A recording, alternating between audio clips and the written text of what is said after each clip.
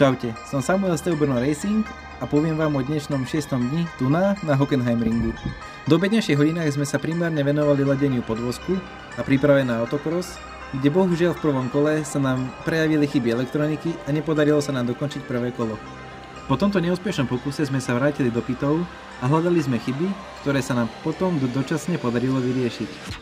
Nasledujúce dve kola autocrossu sme síce prišli do cieľa, ale s minoritnými chybami, ktoré bohužiaľ ovplyvnili náš čas. Posledné kolo autocrossu sa vrátil prvý pilot a s ním aj pôvodné problémy, kvôli ktorým musel na trati odstaviť auto a za sprievodu traťových maršálov opustiť trať. Bohužiaľ sme dokončili len 3 zo 4 pokusov a teraz sa mechanicky a psychicky pripravujeme na zajtrajší endurance. Taktiež sme sa večer zúčastnili prvej časti ceremónie, na ktorej sa vyhlasovali umiestnenia statických disciplín, ako napríklad engineering design alebo cosine manufacturing. No je od nás za 6 deň všetko a držte nám palce na zajtrajšom endurance.